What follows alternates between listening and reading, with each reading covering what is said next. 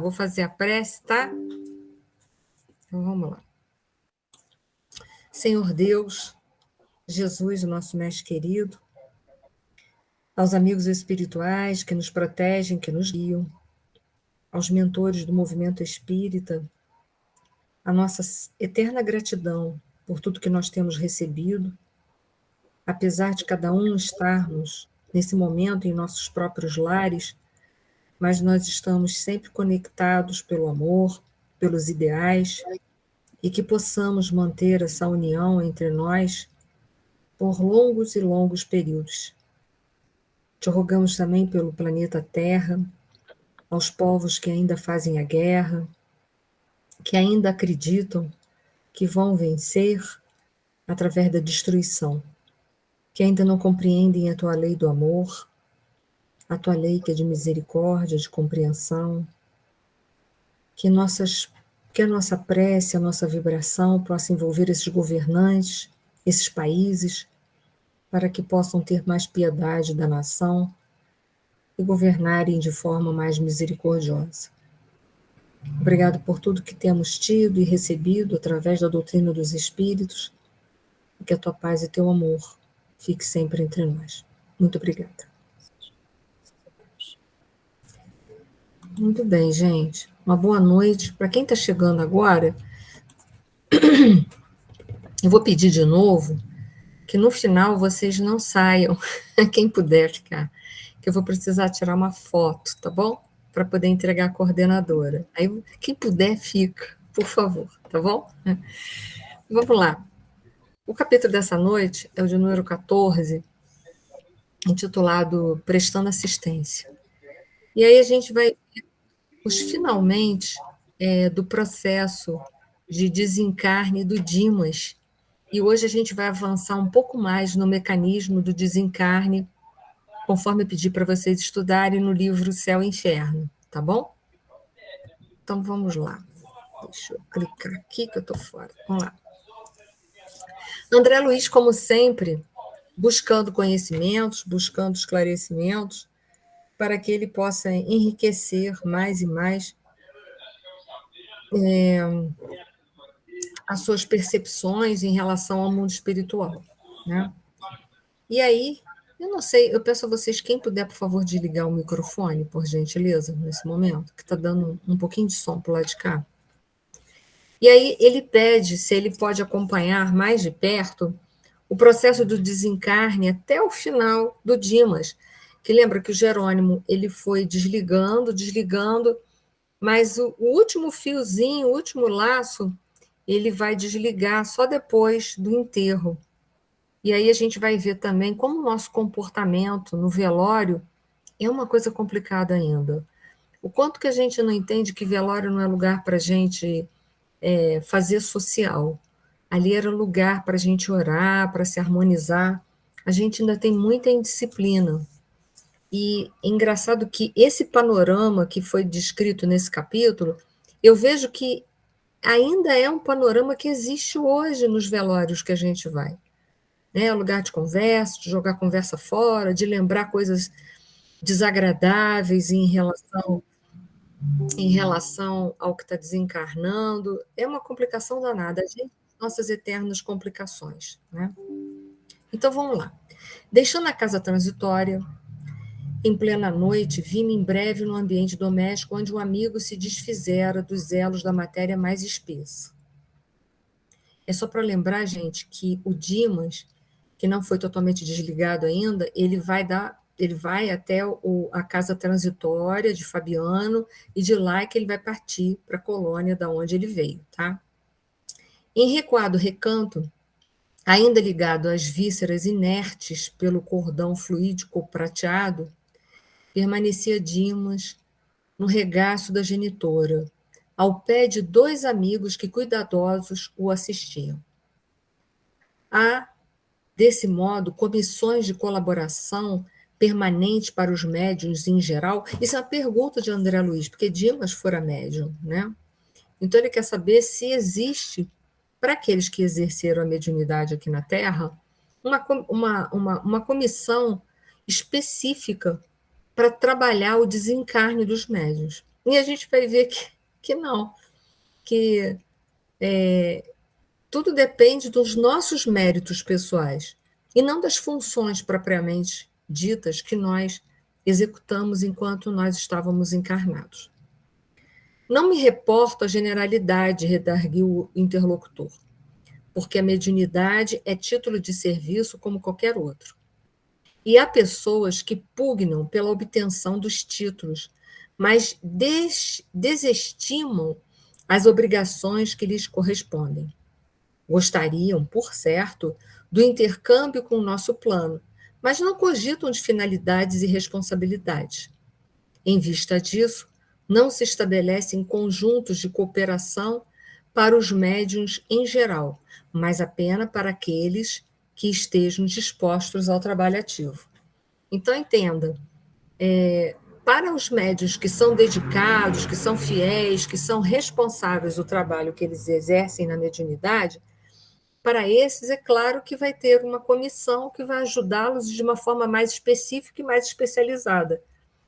Mas, em geral, para aqueles que só guardam a titulação, mas, em verdade, no dia a dia, a responsabilidade é muito pouca, e esses vão ter o desencarne, vão desencarnar e vão receber o auxílio que a maioria recebe. Não vai ter nada especializado. E a gente vai ver o quanto que o Dimas houve o quanto foi especializado a proteção dele, principalmente com relação ao velório, que a gente viu como que as pessoas se desequilibram, e mesmo as espíritas, né? É impressionante isso, apesar de todos os conhecimentos. Nem todas as desencarnações de pessoas dignas contam com o amparo de grupos socorristas. O André Luiz novamente continua perguntando, ele quer saber mais coisas, né? Nem todos, confirmou o interlocutor e acentuou. Todos os fenômenos do decesso contam com o amparo da caridade afeta as organizações de assistências indiscriminada. No entanto, a missão especialista não pode ser concedida a quem não se distinguiu no esforço perseverante do bem. Então, novamente, né, mostrando que aquele que mais se dedica, aquele que mais trabalha, aquele que mais tem responsabilidade com aquilo que ele faz, que se dedica mais, que dá mais de si para o trabalho, mais especial vai ser o processo do desencarne dele, porque a espiritualidade vai poder agir de uma forma muito mais ostensiva. Quando não, não que não tenhamos, foi o que ele colocou ali, vai ter, todos temos, mas de uma forma tão especializada e detalhada como a do Dimas, não. E isso eu acho mais do que justo, porque quanto mais a gente dá a favor da vida, é da lei que mais a gente receba. Então, é natural isso, é natural. E aí ele vai dar um exemplo para que o André Luiz ele possa compreender como o processo de desencarne não é só esse mecanismo que a gente vai estudar aqui no livro Céu e Inferno. Ele é um mecanismo mais apurado do que talvez pareça nas entrelinhas do que a gente vai falar essa noite do Céu e Inferno. Então ele coloca assim, dá um exemplo. Respeitável senhora, jovem ainda, pelas disposições sadias que demonstrou no campo da benemerência social, foi ligada à dedicada corrente de serviço organizada por amigos nossos. Verificando-se, contudo, pequenas rusgas entre ela e o esposo, e tendo conhecimento da imortalidade da vida, além do sepulcro, desejou a pobre criatura ardentemente morrer. Quer dizer, só porque ela teve lá uma briga com o marido, ela teve vontade de morrer, porque ela já não estava mais aguentando aquela situação, só por isso. E aí, olha o triste desencarne dela. Tolas leviandades do marido bastaram para que maldissesse o mundo e a humanidade. Não soube quebrar a concha do personalismo inferior e colocar-se a caminho da vida maior. Pela cólera, pela intemperança mental, criou a ideia fixa de libertar-se do corpo de qualquer maneira, embora sem utilizar o suicídio direto. Então, por causa da briga, Ela ficou com muita raiva do marido, em suma seria isso. E aí ela achou que, por ser uma grande trabalhadora, seria tranquilo isso. Mas não foi bem assim. Por quê? Naquele momento, a cólera, que é um vício, e todos os vícios têm vibração inferior, e tudo que tem vibração inferior faz ressonância, faz sintonia com o mundo material. O que acontece? Nesse instante, ela desencarna com essa intemperança. O que acontece? Isso fez com que ela ficasse muito ligada, muito unida, muito afinizada com o mundo material. E aí a gente viu quantos problemas que ela teve. Vamos lá, vamos seguindo. Deixa eu ver onde que eu estou aqui, que eu já me perdi. Conheci os amigos espirituais a que se havia unido, mas, longe de assimilar-lhes ajuizadamente os conselhos, repelia-lhes as advertências fraternas para aceitar tão somente as palavras de consolação que lhe eram agradáveis, dentre as ademoestações salutares que lhe endereçavam. E tanto pediu a morte, insistindo por ela, entre a mágoa e a irritação persistente, que veio a desencarnar em manifestação de icterícia complicada com um simples surto viral. Quer dizer, ela ficou com tanta raiva, que só atingiu o fígado dela. Ela teve uma icterícia. Por quê? Ela teve uma hepatite. Ela ficou com tanta raiva que ela desenvolveu uma hepatite, teve essa icterícia aí, que a icterícia é decorrência dessa problemática no fígado. E após um simples contágio gripal, a imunidade estava tão lá embaixo, mas tão lá embaixo, que ela desencarnou. Então, olha só, olha o que ela buscou para ela. Um desencarne prematuro, porque foi um suicídio indireto. Ela não utilizou-se de artifício, né? Não utilizou-se de uma arma branca, ou uma arma de fogo, ou uma corda, ou não se jogou de lugar nenhum, tá. Mas essa irritação foi tão grande que ela prejudicou tanto o organismo dela, que a imunidade baixou tanto que levou ela à morte. Então, isso fez com que ela ficasse presa. Olha lá.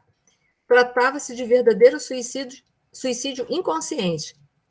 Mas a senhora, no fundo, era extraordinariamente caridosa e ingênua.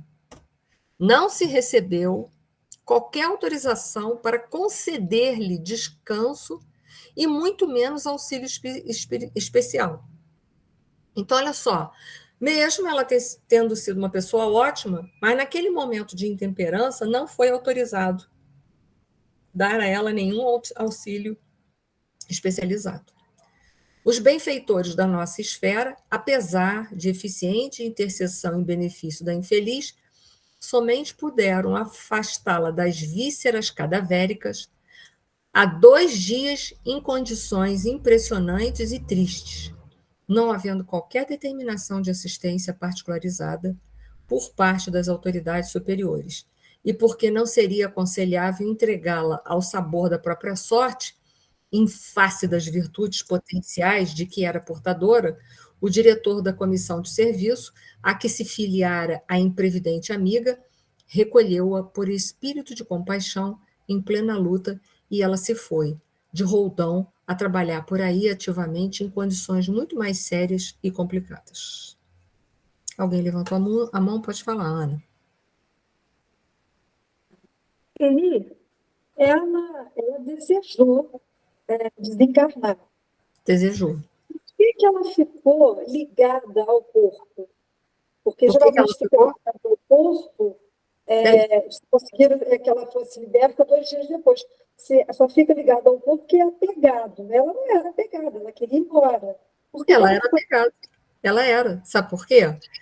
Ela Hum. desencarnou por pirraça, não estava na hora dela. Foi uma imprevidência. Não estava na hora dela morrer, ainda, não estava.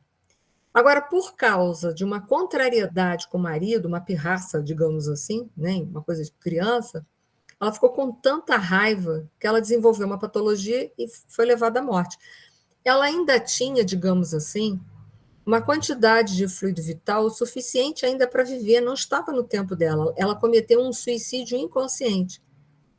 Então, por isso que que aquele mecanismo que a gente estudou, já deu uma pincelada na próxima aula, e que a gente agora vai aprofundar, é aquela primeira etapa do mecanismo que diz que se os dois corpos estiverem no auge da sua coesão, o corpo físico e o perispírito ainda está encharcado de fluido vital também, o que vai acontecer? Esse processo de desencarne vai ser doloroso e vai ser difícil, porque estão muito imantados vibratoriamente.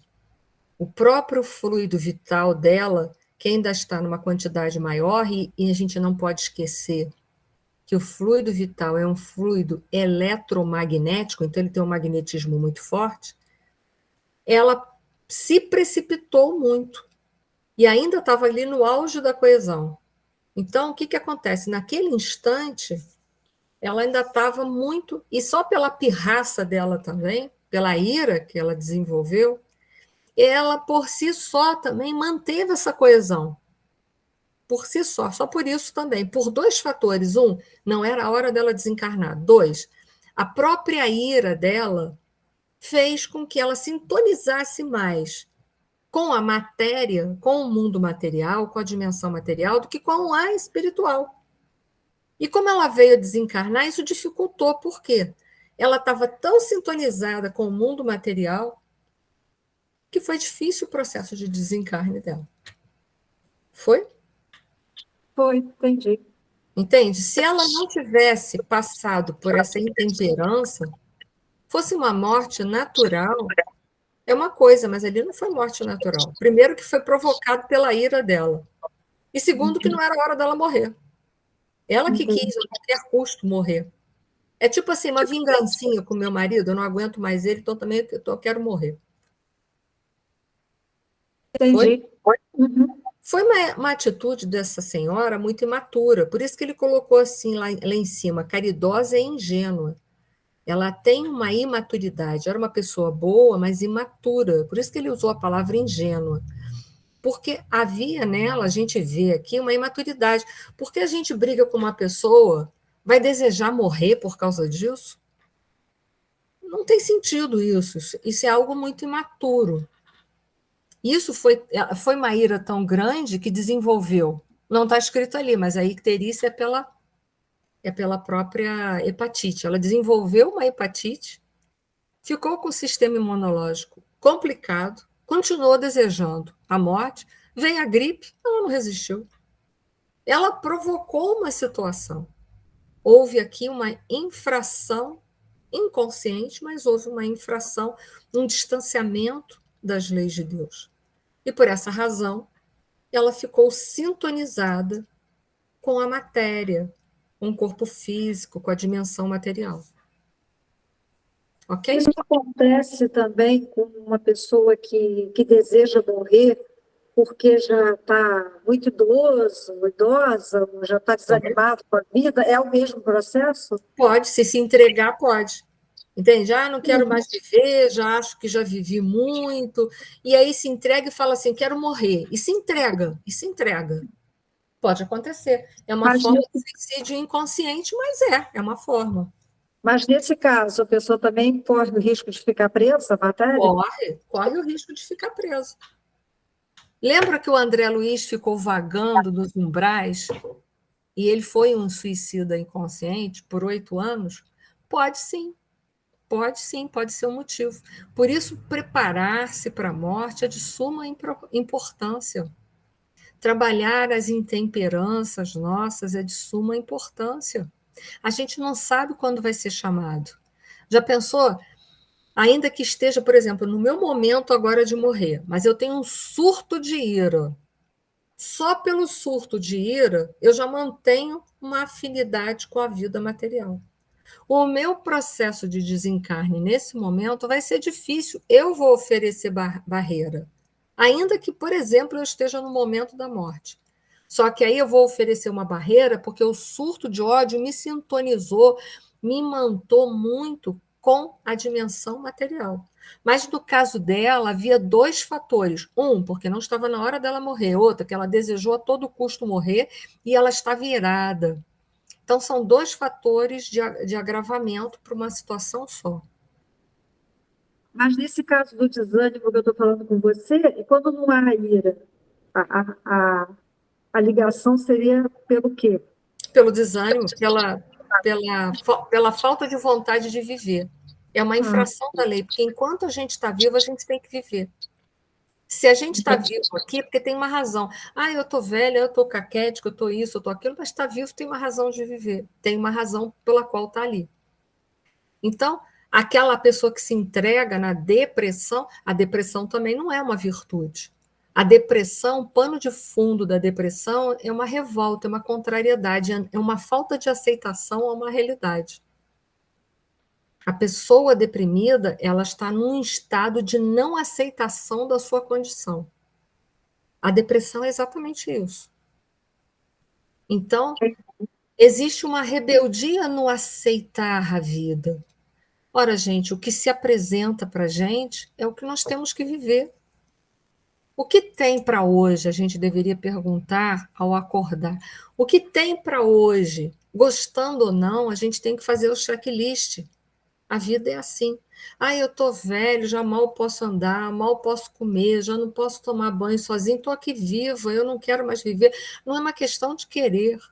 Talvez eu precise estar naquela condição para trabalhar um exemplo. Não estou dizendo que todo mundo é isso, tá bom? Mas talvez para eu trabalhar a minha humildade, a minha arrogância, o aceitar a ajuda, o orgulho. Eu não estou dizendo que todos os casos, mas eu estou dizendo, às vezes, está isso aí, é um contexto. Aceitar a vida. Enquanto a gente está aqui, a gente tem algo para fazer, a gente tem que aceitar. Pode falar, Ezi. A minha mãe, ela tinha pavor de ficar doente na mão de nora e ser judiada por nora. Ela sempre dizia isso, que ela tinha pavor de ficar doente, de ficar na cama, de dar trabalho e de ficar na mão de nora. Ela ficou 4 anos nessa mesma condição, mas ela ficou tão boazinha, ela não reclamava, ela chorava, mas ela não reclamava, ela não se queixava. Aquilo era preciso, né? Provavelmente, apesar dela chorar, mas talvez ela aceitou. Ela passou 4 anos, mas houve nela um tipo de aceitação. Ela aproveitou esses 4 anos, talvez, para trabalhar alguns conteúdos emocionais que ela precisava. Mas aceitou. O problema é quando a pessoa não aceita de jeito nenhum essa condição. Não, tanto ela aceitou que ela dizia que não queria dar trabalho quando morresse, e ela morreu dormindo. 1 hora antes, o médico constatou que ela tinha morrido 1 hora antes, ela ainda estava quentinha, e ela não deu trabalho a ninguém. É, é o que a gente tem que fazer, aceitar. Seja quem for que vai olhar a gente no nosso finalzinho de vida, que a gente não sabe, é tentar a aceitação. É difícil? É. Aí reside a aprovação. Em superar aquilo que para nós é difícil de suportar.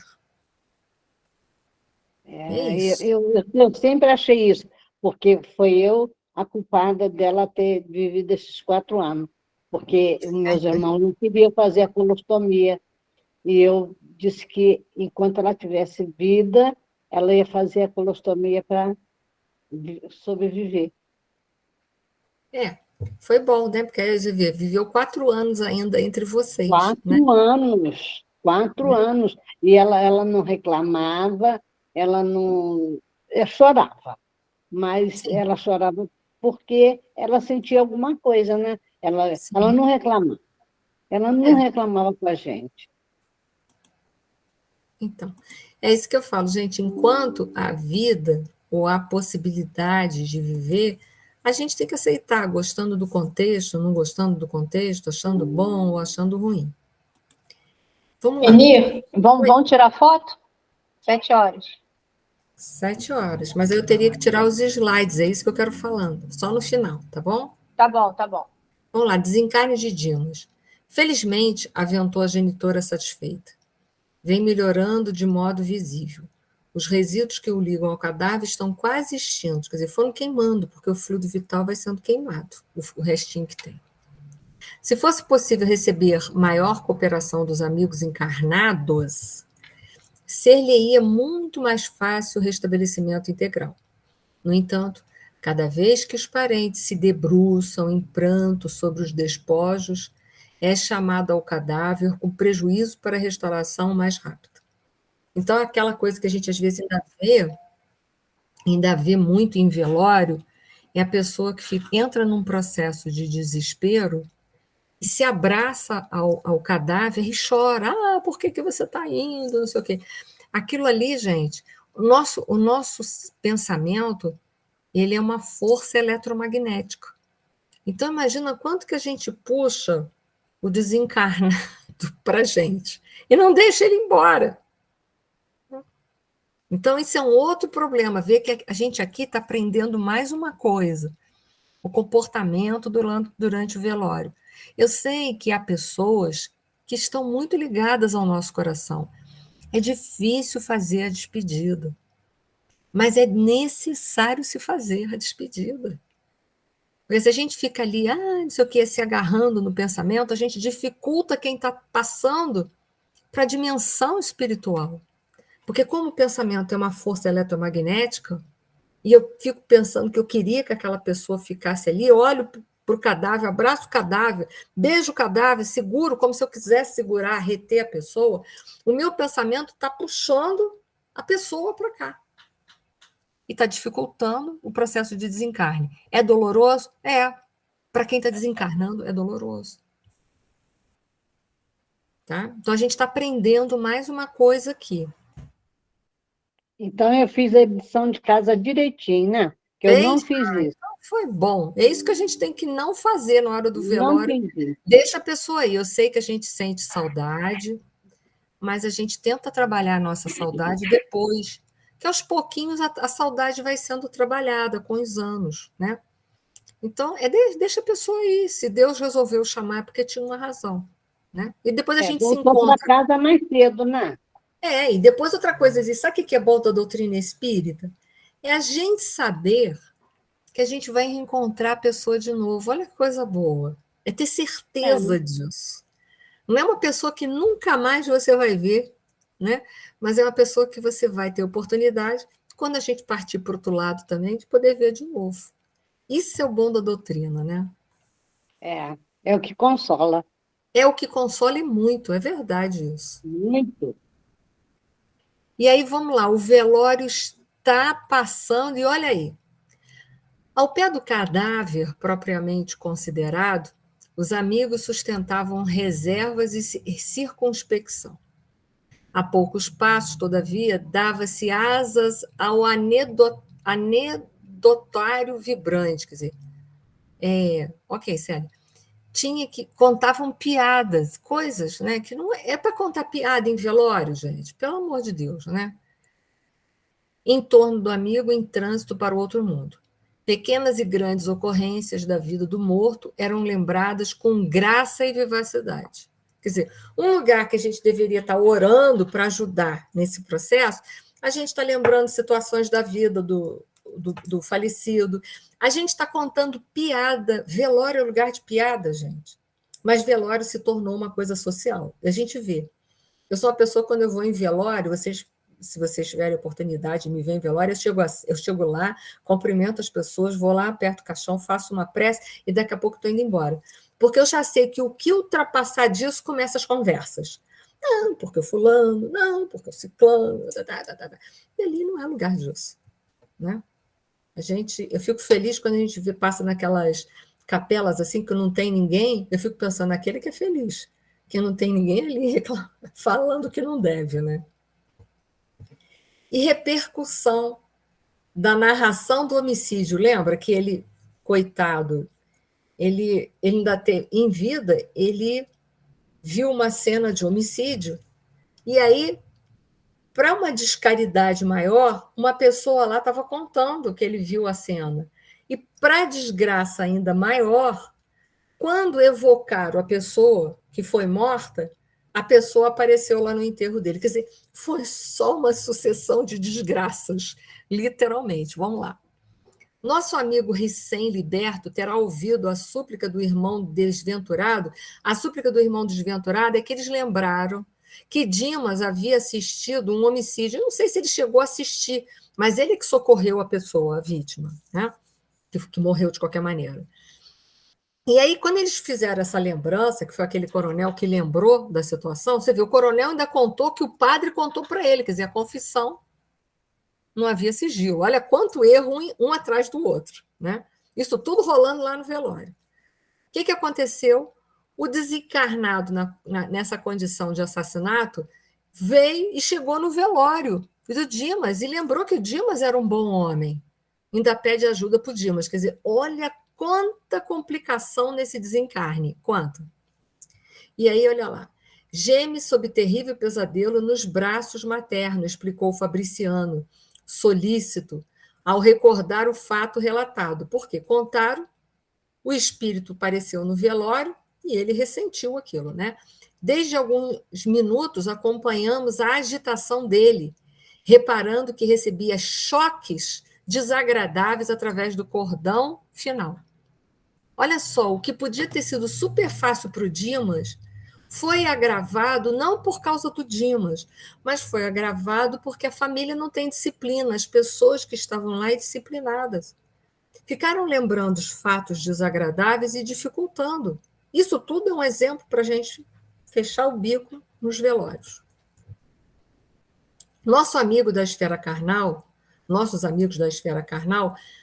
são ainda muito ignorantes para o trato com a morte. Ao invés de trazerem pensamentos amigos e reconfortadores, preces de auxílio e vibrações fraternais, atiram aos recém-desencarnados as pedras e os espinhos que deixaram nas estradas percorridas.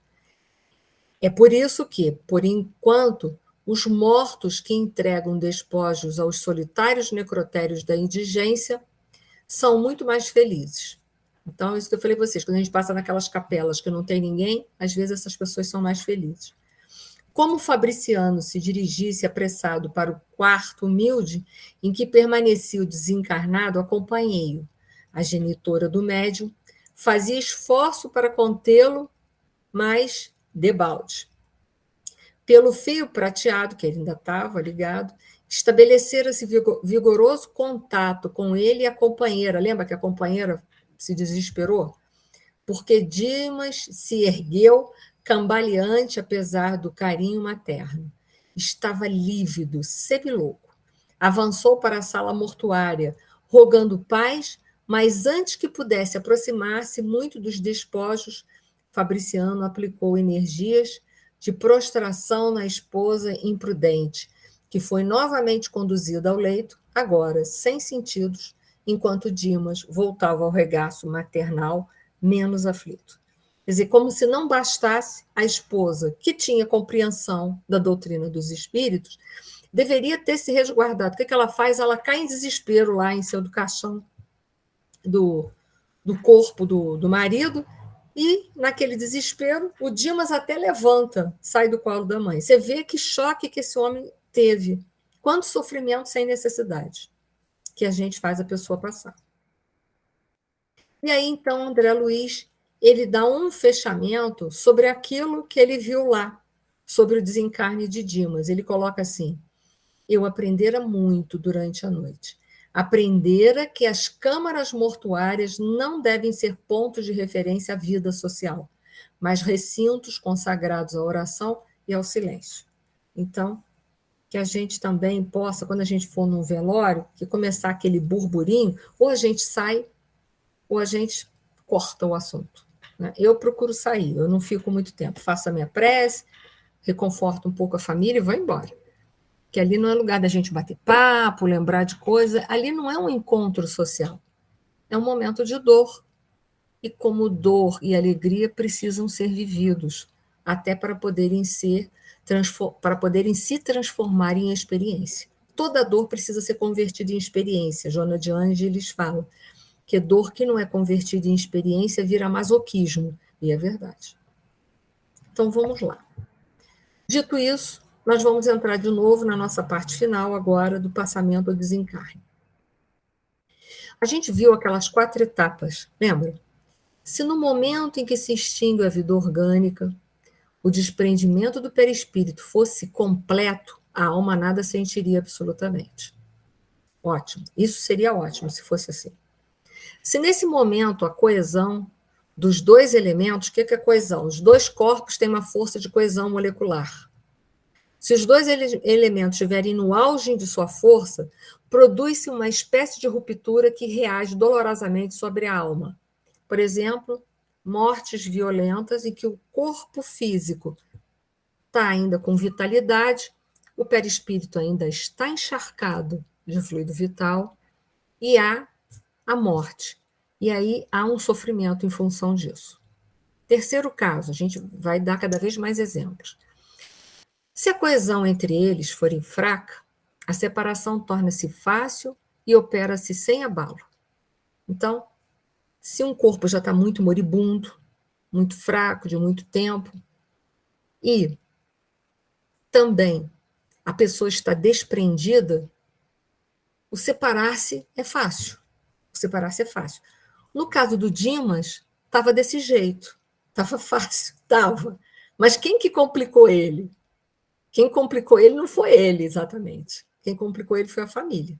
Porque o corpo estava abalado, o fluido vital já tinha sido esvaído, basicamente, há pouca coisa já queimando, quase mais nada, tanto é que ele estava ligado por um fio muito tênue. Então, o corpo estava super debilitado. O perispírito também estava já desencharcado, já quase todo o fluido vital já tinha saído dele. Mas o que acontece? A família que complicou o caso dele. Senão, o desencarne dele tinha sido fácil, rápido. Se após a cessação completa da vida orgânica, acabou, né, morreu o corpo, existirem ainda numerosos pontos de contato entre o corpo e o perispírito, a alma poderá ressentir-se dos efeitos da decomposição do corpo até que o laço inteiramente se desfaça. Ele disse aí, existirem vários pontos de contato. Então, não é como o Dimas, que só tinha um pontinho de contato para acabar de ser feito. Mas ali ele está se referindo a vários pontos de contato. Um exemplo, o suicídio. Tá? Houve ali uma ruptura, houve a morte do corpo físico, porque se você, por exemplo, se você se dá um tiro, se você se joga de um local muito alto, o corpo físico não vai suportar. Ele vai morrer.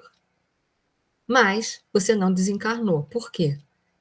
Você ainda está ligado àquele corpo. Você está cheio de fluido vital e outro, você está ligado pela lei, você infringiu a lei. Então você está ligado pela sua infração. Vou dar mais exemplos. Vamos lá. Bom, aí Kardec continua assim. Daí resulta que o sofrimento que acompanha a morte está subordinado à força adesiva. Nós vamos ver o que é isso. Que une o corpo ao perispírito. Que tudo que puder atenuar essa força e acelerar a rapidez do desprendimento torna a passagem menos penosa. E, finalmente, que se o desprendimento se operar sem dificuldade, a alma deixará de experimentar quaisquer sentimentos desagradáveis. Muito bem, a gente tem que entender o que é a força de adesão, para a gente poder, de uma forma moral, diminuir essa força física. Então, vamos lá. O que é força de adesão? Força de adesão, ela ocorre entre corpos diferentes. E a força de coesão entre corpos que são da mesma matéria. Então, olha só. Vamos imaginar dentro de um exemplo de força de adesão. Imagina que você tem um copo de vidro com água. Muito bem. Ali eu tenho uma parede de vidro, é um tipo de matéria, é um tipo de corpo. E a água é outra coisa, não é? A força entre o copo e a água, essa força é chamada de adesão. Por exemplo, quando eu despejo a água toda, ou tomo a água toda, ou despejo a água fora, não fica ainda na parede do copo umas moléculas de água? Isso é a força adesiva. O copo é um é uma matéria, é um corpo, digamos assim, e a água outro. Quando eu despejo, ainda fica o copo molhado, não fica?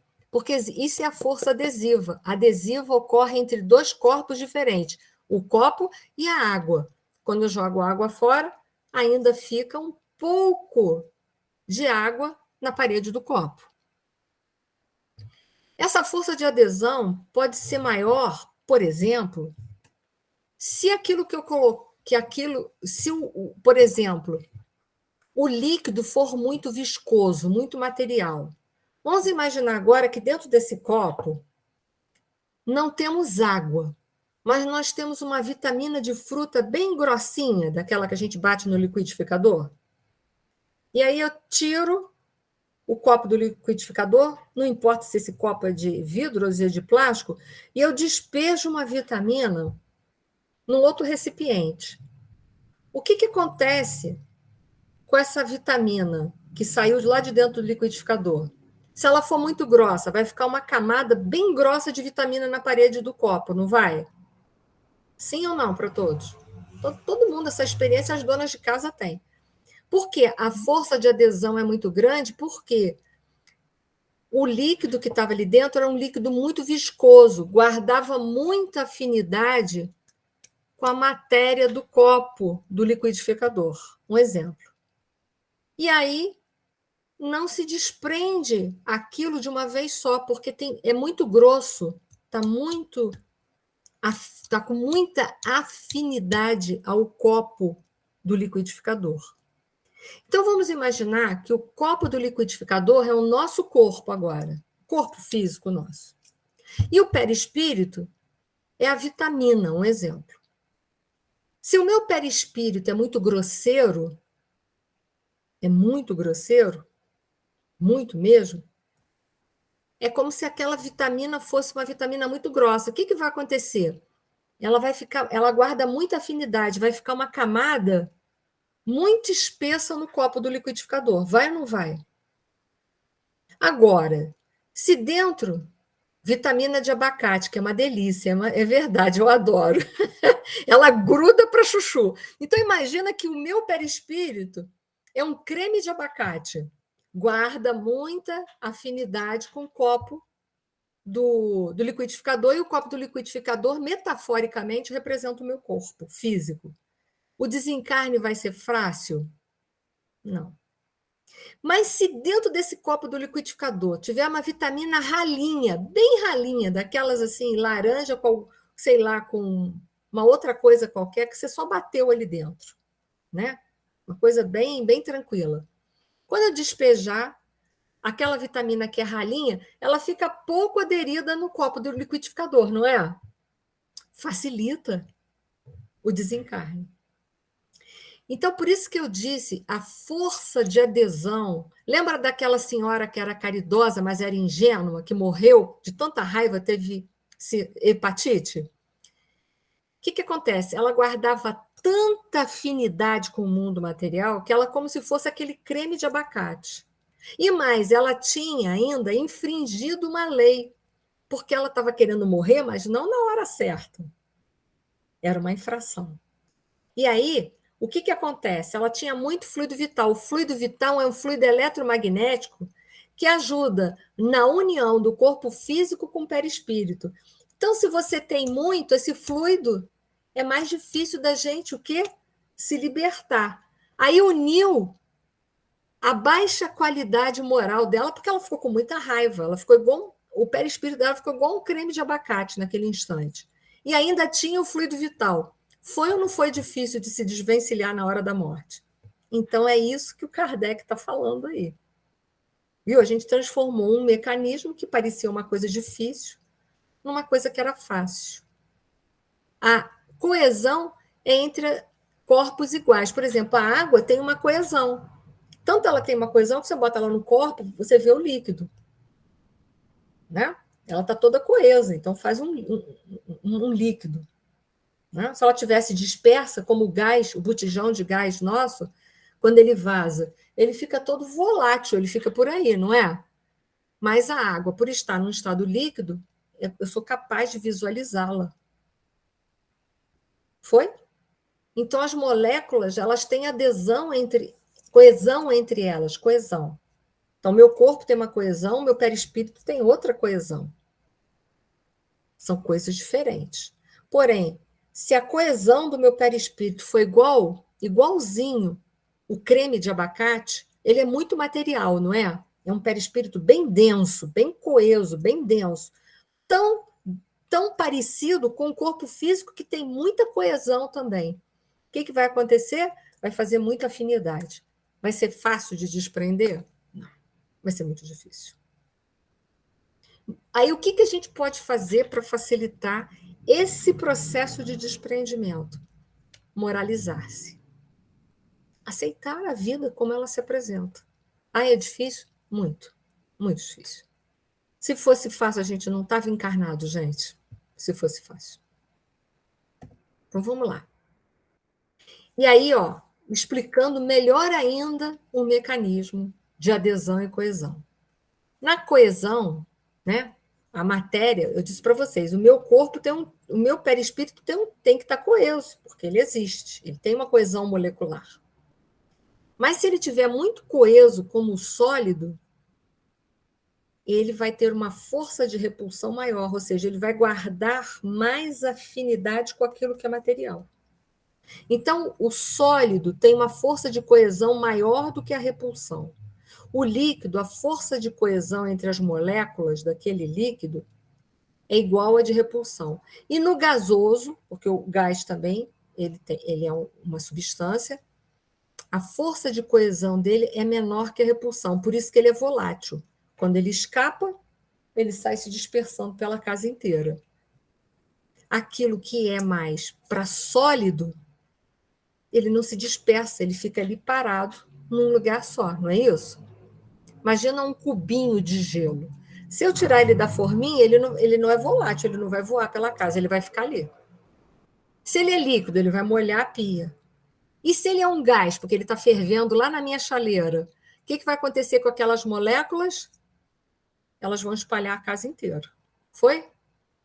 Então, peçamos a Deus para o nosso perispírito ter a coesão dos gases.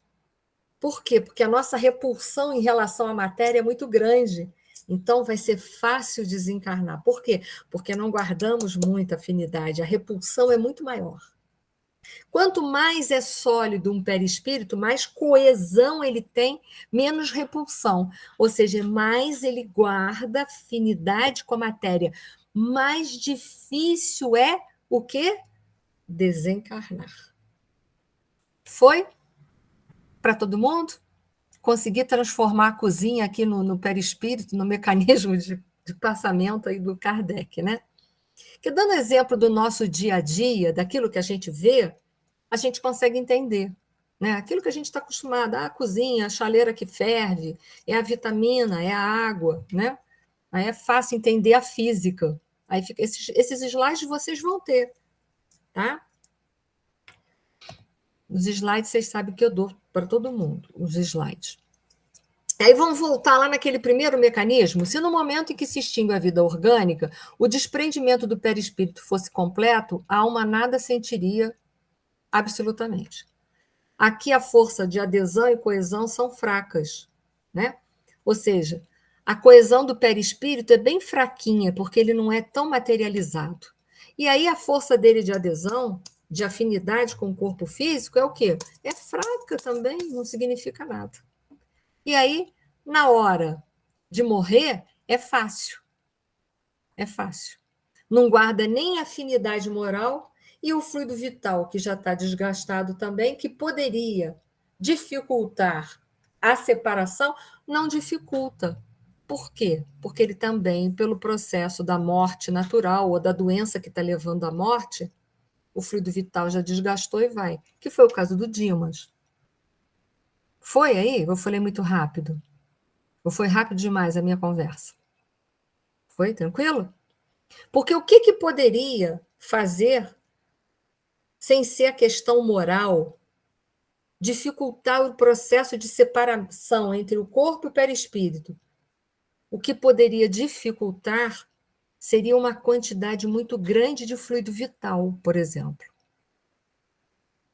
Eu posso, por exemplo, ter o meu perispírito nessa condição aqui, ó, de pouca, bem rarefeito, meu perispírito bem pouco materializado. Mas digamos que eu sofra uma morte violenta, eu ainda tenho muito fluido vital? Tenho. E aí eu vou precisar de ajuda da espiritualidade, a não ser que eu seja muito espiritualizada e eu consiga ir me desembaraçando desse fluido vital com rapidez. Por quê? Isso poderia me dificultar no meu passamento. Não porque eu seja uma pessoa moralmente presa às coisas materiais, mas porque o meu perispírito e corpo físico estão encharcados de fluido vital, que é um fluido eletromagnético que imanta uma coisa na outra. Foi? Então vou seguir, hein? Aí eu coloquei ali. O que faz o perispírito ser mais grosseiro ou menos grosseiro? O que faz o perispírito ser mais grosseiro ou menos grosseiro é a minha moralização. Se eu sou pouco moralizada, eu sou creme de abacate, para vocês lembrarem. Se eu sou muito moralizada, eu sou água. Então eu não fico quase que agarrada no meu corpo físico. Foi? Vou seguir, hein? Vamos lá. Segundo, se no momento a coesão dos dois elementos estiverem no auge de suas forças, produz uma espécie de ruptura que reage dolorosamente sobre a alma. Aqui a força de adesão e coesão é grande. É no caso da morte violenta. Por quê? Pode ser que a pessoa seja moralizada, mas existe muito fluido vital. E o fluido vital é um fluido eletromagnético. É ele que imanta o corpo físico ao perispírito. É ele que imanta. É ele. Então, se numa morte violenta eu ainda tinha fluido vital para muitas décadas de vida, imagina na morte violenta a ruptura. Vai ser difícil? Vai. Porém, se a alma tiver méritos, a espiritualidade ajuda a desembaraçar rapidamente isso. E se não tiver, vai ser doloroso. Ok? Nós vimos a nossa amiga, aquela senhora, que ela ainda tinha também muito fluido vital. Foi difícil para ela, também, porque ela foi em suicida inconsciente. E, além disso, ela ainda estava com raiva. Mas lembramos, na morte violenta não houve a intenção de morrer, morreu-se. Um avião caiu, morreu. Né? Você ainda tinha muito fluido vital. Vai ser difícil o desprendimento? Vai. Mas se a gente tem méritos, a espiritualidade ajuda a gente a queimar esse fluido vital que sobrou. Ok? Foi? Vamos para o outro. Se a coesão for fraca, a separação torna-se fácil e opera-se sem abalo. Aqui ele está supondo uma morte natural. Então, eu não tenho afinidade com a vida material, eu já estou com um pouco fluido vital, a morte vai ser o que todos nós queríamos, tranquilo. É sonho de consumo para todo mundo, né? Para mim também é. Para mim também é. Finalmente, temos o último. Se após a morte, né, da vida orgânica existirem ainda numerosos pontos de contato entre o corpo e o perispírito, a alma poderá ressentir-se dos efeitos da decomposição do corpo até que o laço inteiramente se desfaça. Ali a força de adesão e coesão é grande. Em que casos isso pode acontecer? Sem sombra de dúvida, nos suicidas. Está cheio de pontos imantados, porque eles promoveram uma situação que não era para acontecer e ainda tem a culpa de ter infringido as leis de Deus. E o segundo caso, pessoas extremamente apegadas à vida material, extremamente, sabe? Aquela pessoa que não quer morrer nunca, que adora a vida material, para ela só o que tem sentido é a vida material. Então, neste momento, pode ser muito difícil a separação. Foi? Então, acho que acabou, gente. Deixa eu me ver. Acabou! Caso fiquem dúvidas, vocês podem aí refletirem e numa próxima aula me perguntarem, tá bom? Os slides eu vou daqui a pouco botar lá no nosso Google Drive, tá? Que vai ficar lá, vocês vão poder baixar para poder rever. E tão logo a aula em vídeo eu consiga formatar ela, editá-la, eu vou colocar para a gente lá.